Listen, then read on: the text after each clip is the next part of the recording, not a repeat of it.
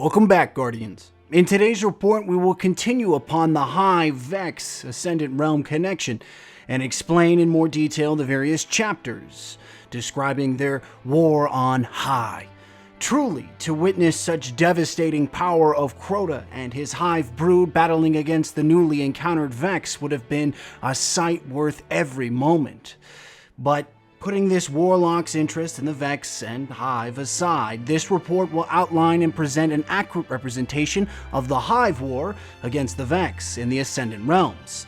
Thanks to Guardian Fire Team's pillaging and exploring the Dreadnought, we have recovered various pieces of the Hive historical tome, aptly called the Books of Sorrow, detailing the Hive transformation into the abominations we see today. A portion of that historical epic discusses one of the greatest events of Hive history and a defining moment within the Vex religious development. Before we begin, there was a previous report that discussed in detail the potential connection between the Hive and Vex realms and modes of travel, specifically Ikora Ray's theory. If you'd like more information on this subject, I recommend you start there.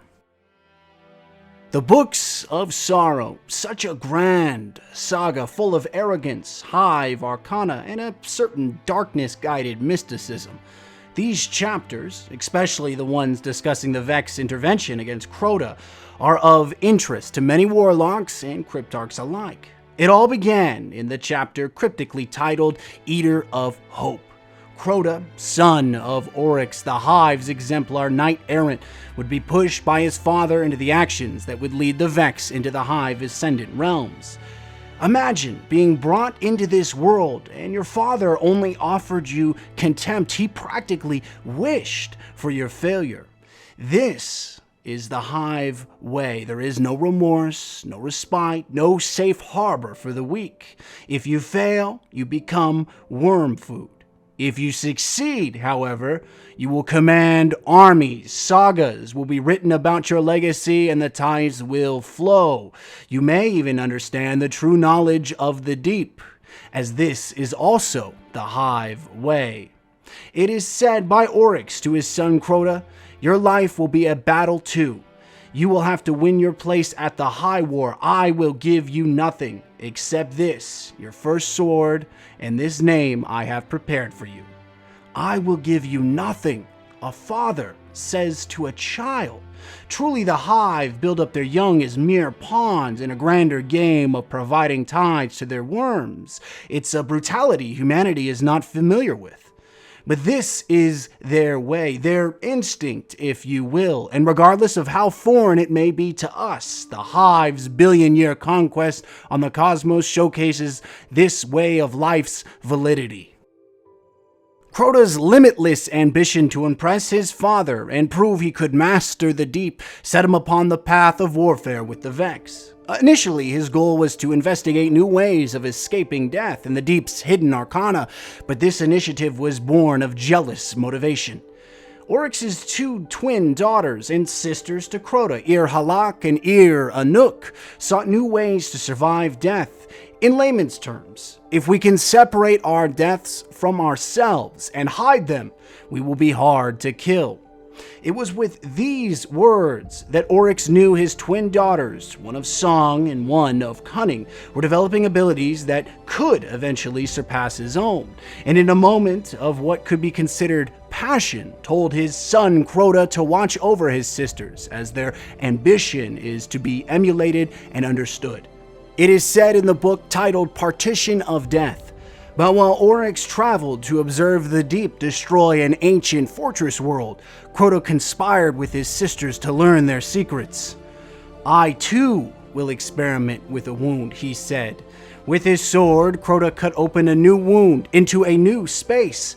In here, he thought he might obtain a secret power.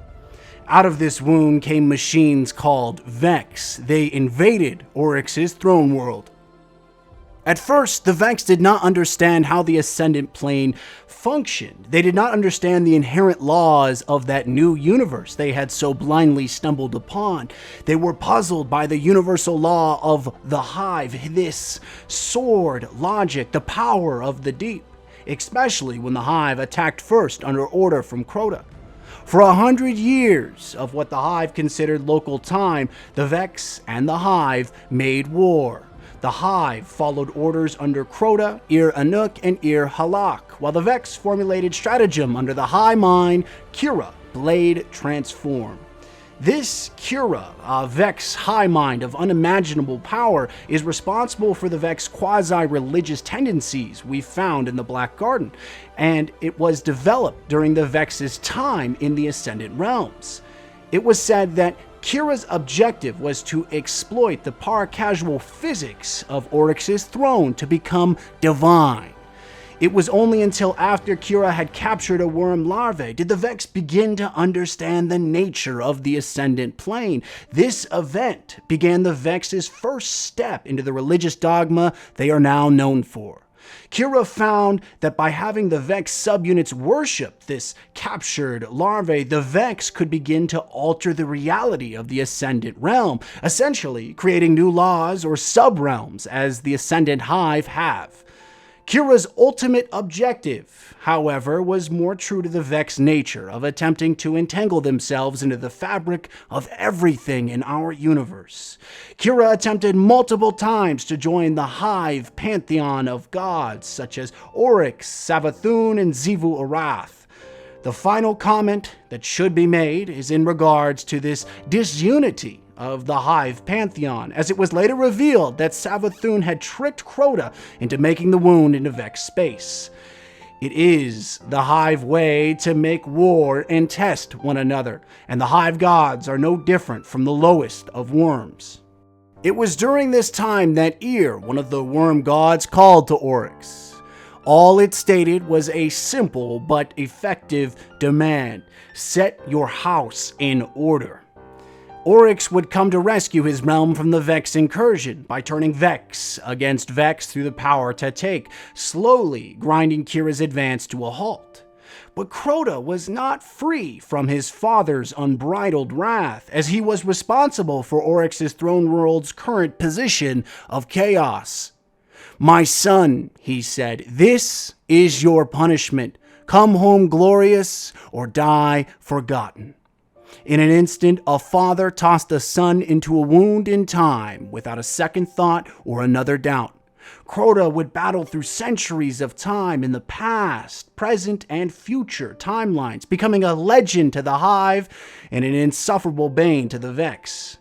It is during this time of constant war that Crota finally began to understand his father's innate madness, the universal law of conquest that the Hive embody. It was love that did not allow Oryx to coddle and protect Crota, as no Hive deserves a pain-free rite of passage. As Oryx battled on, he began to see the Vex as a worthy rival, the first one in eons of warfare and destruction. They want to exist forever just as I do, but I don't understand them, he said, as Vex subunit after subunit fell to his sword, his Willbreaker. At this time, the Vex began to understand that Oryx was not Crota. Originally, they were dealing with a child and only barely achieving victory, but now that they had a god return to his own realm, this Kira and its Vex units would be exterminated. Oryx, now fearful of the ambitions of Savathun and Xivu Arath, wished to remove his Ascendant realm from the static position in another reality, so he devised a plan to push his throne world into a physical realm, or our universe. He fashioned a warship, the Dreadnought we see in dead orbit in the rings of Saturn, from the body of the dead worm god Akka, crafting and transforming the whole plating with stolen tools from Savathun and Xivu Arath. Through exertion of great energy, Oryx had moved his throne world, his Ascendant realm, into the Dreadnought, his mighty flagship, to trick his sisters and confuse the Vex. Once Oryx had removed this vulnerability, he was finally ready to turn his full attention to Vex and its high mind Kira, ending their infection upon his realms.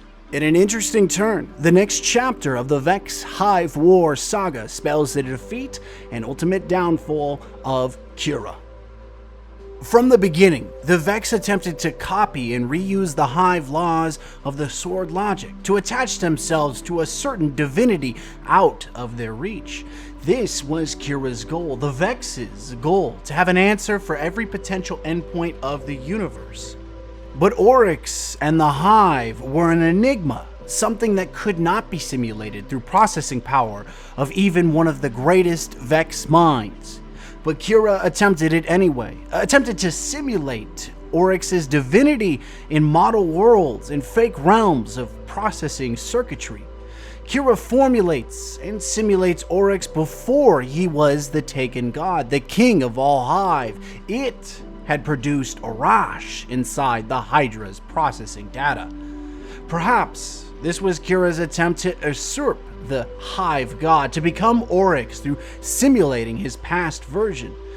But the chapter is cryptic and misleading. How could a simulation be manifested into material form? How could Kira create Arash and have it face down Oryx? These questions present certain impossibilities surrounding the Vex mind and their true potential. Eventually, Kira would fall, crushed by the incalculable strength Oryx possessed. Perhaps the Vex could have succeeded had they melded their internal fluids with the worm.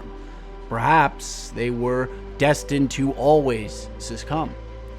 In a final move of nostalgia, Oryx would capture and tame the now broken Vex mind Kira and gift it to his sister Savathun, the original culprit behind the Vex-taken war, for her personal investigation and experiments. He told her, "Kira contains a Vex attempt to simulate me.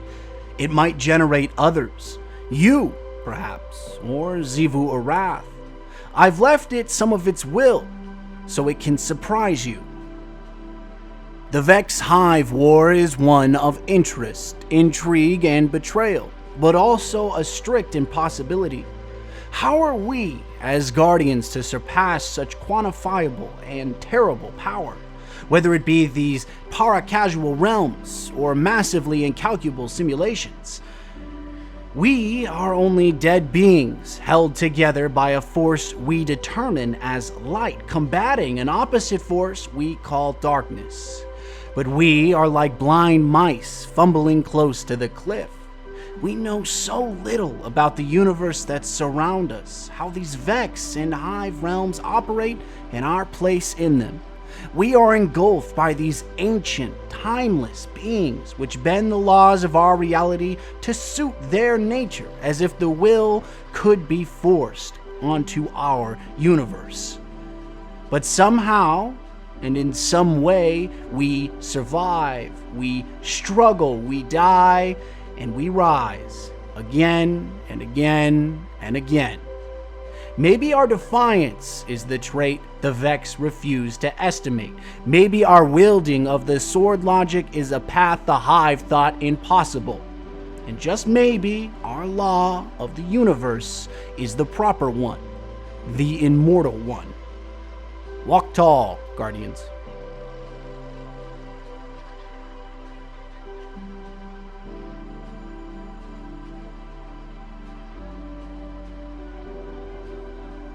Hey everyone, Wally here. If you'd like to support the channel further, please feel free to check out the script link, my Patreon, and the new apparel in the Spreadshirt shop, all linked down below. If you want to join the conversation on our Discord server, we allow everyone in. Like the video if you enjoyed the content, and subscribe for more.